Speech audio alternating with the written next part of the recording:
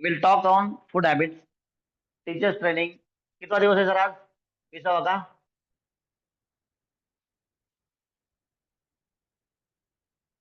कितवा दिवस आहे सर?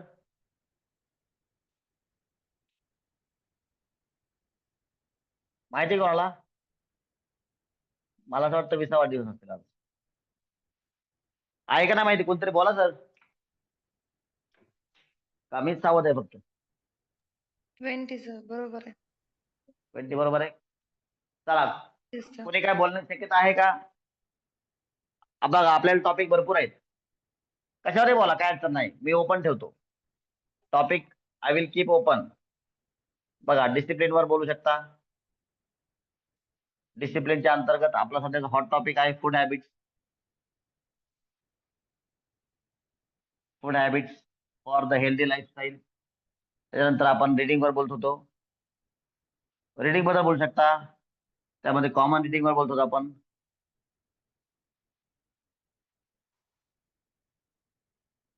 कंट्रीची कॉन्सेप्ट होती आपली. देशप्रेमाची कॉन्सेप्ट होती. आणखीन काय होतं याच्यामध्ये? राहिलं काय? राहिलं आणखीन?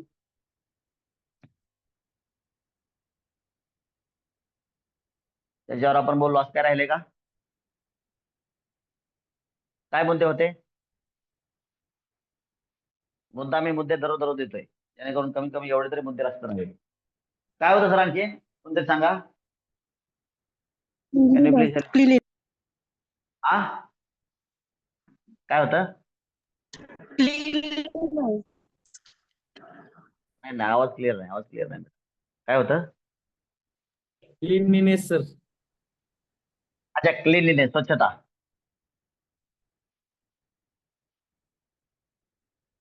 स्वच्छता झालं का? एवढेच मुद्दे होते ना? यातला सध्याचा चालू असणारा, अर्धवट असणारा टॉपिक ज्याच्यावर आपली चर्चा चालू होती तो टॉपिक फूड हॅबिट्स आहे. परंतु still I want to keep all the topics open for speaking today. कुणी काही थोडंफार बोलू शकता, तुमच्या अनुभवातून बोलू शकता, है ना? की अशा पद्धतीचं देशप्रेम लोकांमध्ये अशाची अडचण असल्यामुळं आपल्या विद्यार्थ्यांना या पद्धतीने सांगावं लागेल. बरोबर नसतं मग कुणीच नाही बोललं असतं. तुमची इच्छा असेल तर फूड हॅबिट्सवर थोडंच बोलतो मी. Only 5 minutes. I will not talk more. चला, कोणतरी काहीतरी बोलावं अशी माझी अपेक्षा आहे. बोला.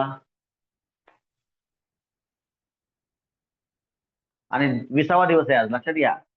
20 दिवसामध्ये आपलं डेव्हलपमेंट काय झालं, काय रिडिंग केलं, काय तयारी आहे आपली, ह्या सगळ्या गोष्टी विचार करण्यासारख्या आहेत. चला,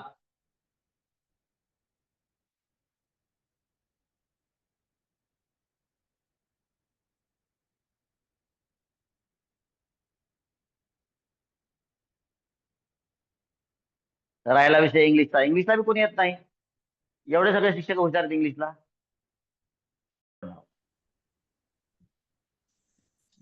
Gaikwad sir, it is getting recorded. काय करा, Yes. शिक्षकांना एक निवेदन द्या, हे पण लेखी निवेदन द्या, काय अडचण नाही. स्कूलच्या ऑफिशियल रजिस्टरवर द्या की आपल्याकडून इंग्लिशमध्ये टॉपिक शिकवून घेण्यासाठी तुम्ही तुमच्या आवश्यकतेनुसार जेवढा वेळ पाहिजे तेवढा वेळ घ्या. आणि तुम्ही सांगा की तुम्ही कोणत्या तारखेला कोणता टॉपिक इंग्लिशमध्ये गप्पा मारून शिकवू शकता. त्यासाठी किती पण प्रॅक्टिस करा, किती पण कशी पण तयारी करा, कुठून पण करा. लाख खर्चा, 2 लाख खर्चा, 4 लाख खर्चा, किंवा दररोज क्लास करून क्लासच्या मार्फत इंग्लिश सुधारावा, किंवा रेकॉर्डेड व्हिडिओ बघून तुमची इंग्लिश सुधारावा, कुठूनही सुधारावा. मात्र तुम्ही गप्पा मारून इंग्लिश कोणता टॉपिक कधी फर्स्ट पासून ते सगळ्या शिक्षकांना बाय डिफॉल्ट नोटीस द्या. खालचं कोणी असेल, LKG UKG कोणी असेल, शेवणे मॅडम वगैरे कोणी आहे का खालचं, राजमाने मॅडम, खालच्या शिक्षकांनाही सांगा. तुम्ही तुमचं तारीख सांगा, बरं का? तुमच्या वेळेनुसार तुमचं प्रिपरेशन करा. Gaikwad sir, Kawale sir, Yes sir. Yes sir. सगळ्यांशी चर्चा करा आणि घ्या तारखा, काय अडचण नाही. म्हणजे हे का Okay. बोलतोय मी, इंग्लिशचा पण अटेंडन्स नाही, इकडं देशप्रेमाच्या गोष्टी झाल्या, इकडं पण अटेंडन्स नाही, तिकडं पण इंग्लिश बोलायचं नाही. मग नेमकं चाललंय काय देशामध्ये? म्हणजे आपणच मूर्ख आहे का? सिस्टम एवढं वेळ आहे का? या गोष्टी कुठे आपण है ना, बघितलं पाहिजे ना सत्तापासून, बरोबर आहे की नाही? कब तक चलेगा आखिर ये? हम्म? ह्या सगळ्या गोष्टी कुठंतरी महत्वाच्या आहेत ना. तर ह्या गोष्टींवर आपल्याला फोकस करणं गरजेचं आहे. कारण एवढं म्हणजे अटेंडन्स, बाप रे बाप, एवढे गरीब अटेंडन्स चालली. चला, ह्या सगळ्या गोष्टी बोलून पुन्हा एकदा कोण कोण काय बोल. बघा, आपण शिकतोय, काय फरक पडत नाही. आपण शिकतोय, 2 शब्द 4 शब्द चालतंय, काहीच अडचण नाही. फक्त आज आपण 2 शब्द बोलतो, उद्या तिसरा बोलू, परवा चौथा बोलू. आज काहीच नाही बोललोस तर मग आणखीन आपलं मॉरल डाऊन होईल, ते निगेटिव्ह साईडला जाईल सगळं. चलो, कोण बोलेगा? एवढं बोलून बी कोण नसतं बोलत तर मग हॅलो काय करायचं सांग. बोला बोला सर. सर, ऍडिक्शन मुद्द्यावर थोडं बोलायचं होतं. हा, बोला ना बोला ना. चला, तुम्ही बोलताय का? हा तर हा, एक माणूस म्हणून आपल्याला ऍडिक्शन, चांगल्या गोष्टींच्या सवयी पाहिजेत. वाईट गोष्टींच्या सवयी जर आपल्याला लागल्या, जसं ड्रिंकिंग, अल्कोहोल, सिगारेट वगैरे, तर ते आपलं जे देह लाख कोटी रुपयांचं देवाने जे दिलंय, बरोबर बरोबर, त्या देहासोबत आपण गद्दारी करतोय असं मला वाटतंय. एकदम करेक्ट आहे. आणि ह्याच्यामध्ये आता जे फंक्शन्स आहेत आपल्या लिव्हरचे, त्याच्यामध्ये महत्वाचं फंक्शन लिव्हरचे जर आपण पाहायला गेलं तर चयापचय क्रिया आहे, पचन आहे, त्याच्यामध्ये विषारी पदार्थ बाहेर काढणे. आणि आपण जर बरोबर. अशा पदार्थांच्या जर नादी लागलो किंवा आपण जर सेवन करू लागलो तर लिव्हर डॅमेज होण्याची दाट शक्यता राहते. मग करेक्ट. असे बऱ्याचशा केसेस मी आता अशा म्हणजे आमच्या गावामध्ये किंवा अशा बाहेर ऐकल्यात की लिव्हर खराब झाला आणि नंतर तो व्यक्ती या दुनियेमध्ये राहिलाच नाही. करेक्ट आहे. करेक्ट, व्हेरी गुड, बरोबर आहे. म्हणून आपल्याला लिव्हरची काळजी नाही, परंतु समाजामध्ये वागण्यासाठी सुद्धा आपण ते ऍडिक्शन जे विविध प्रकारचे जे काही सेवन करतोय, ते समाजामध्ये सुद्धा एक त्या बरोबर बरोबर. त्या माणसाला स्थान सहसा चांगलं असं भेटत नाही, असं बऱ्याच त्याच्यामधून लक्षात आलंय. बरोबर. म्हणून ऍडिक्शन हा मुद्दा खूप महत्वाचा आहे. बरोबर.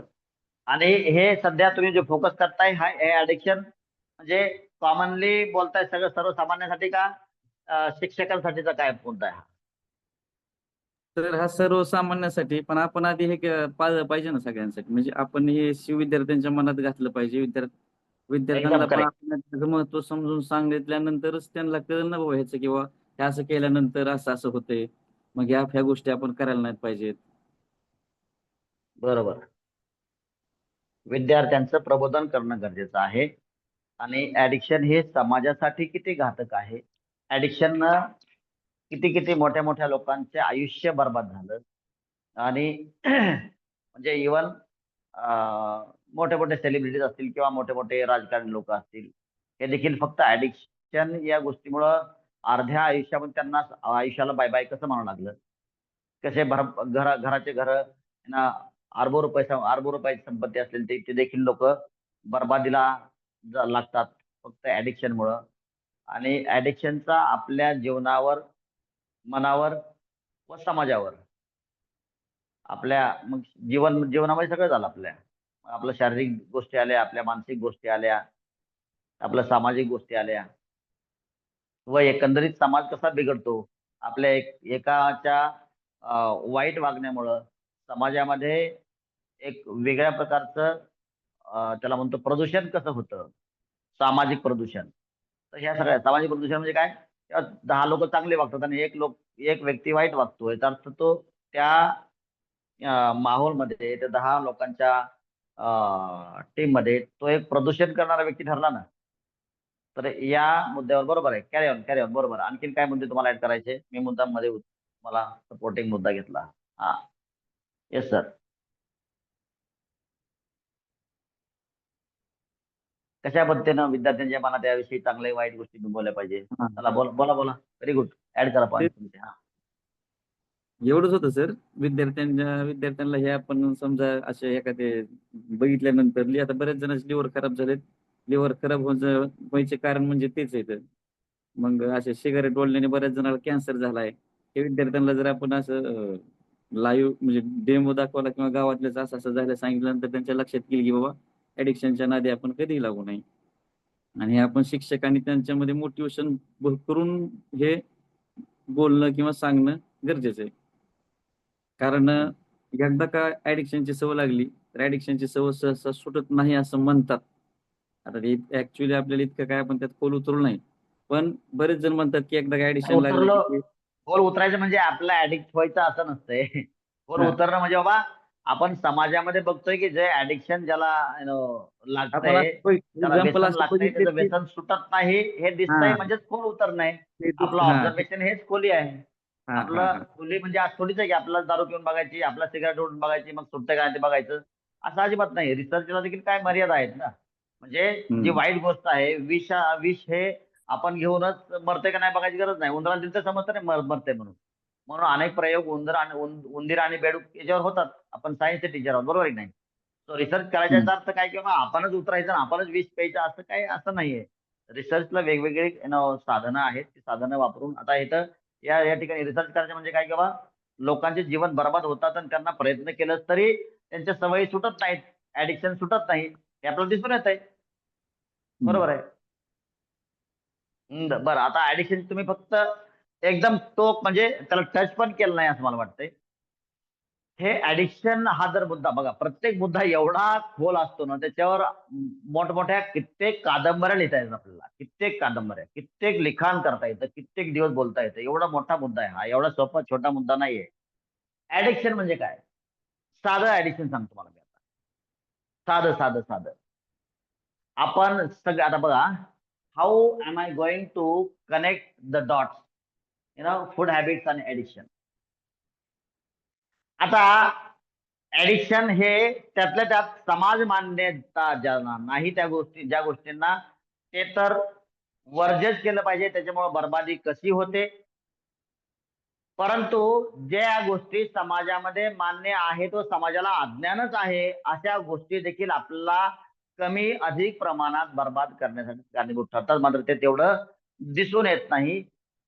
याचा अर्थ म्हणजे याचा परिणाम म्हणून काय होतं, काही लोक 50 वर्ष जगतात, काही लोक 60 वर्ष जगतात, काही लोक मग जगतात परंतु त्यांना अर्ध आयुष्य त्यांना हॉस्पिटलमध्ये काढावं लागतं.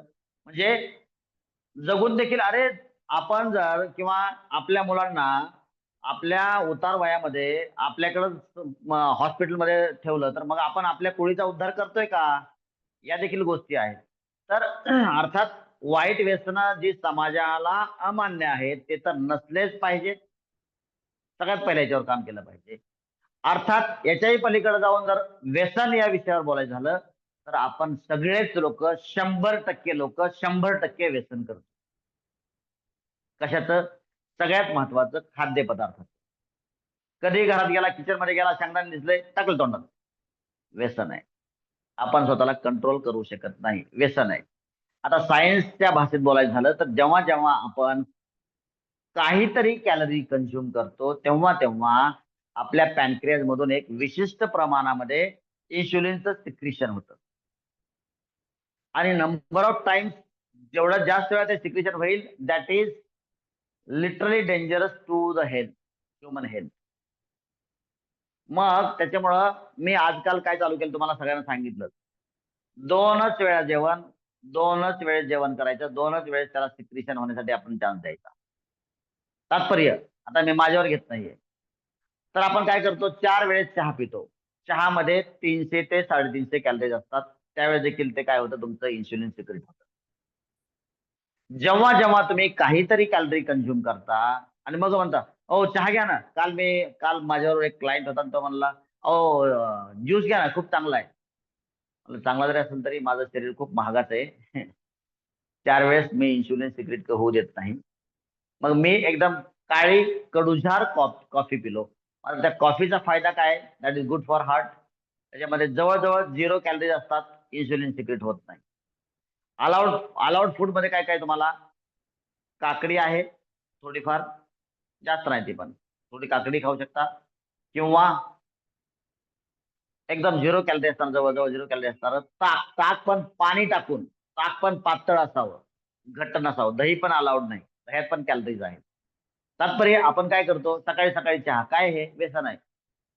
सकाळी सकाळी चहा पिणं हे व्यसन आहे. जेवणानंतर चहा, चहा किती आवश्यक आहे?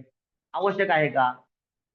बरं, मग 3 वेळेस सिक्रेट होईल तुमचं. 2 वेळेस जेवताना जर तुम्ही 3 वेळेस जेवताय तर 3 वेळेस सिक्रेट होते. परत चहा घेताय 4 वेळेस सिक्रेट होते ते इन्शुलिन सिक्रेशन.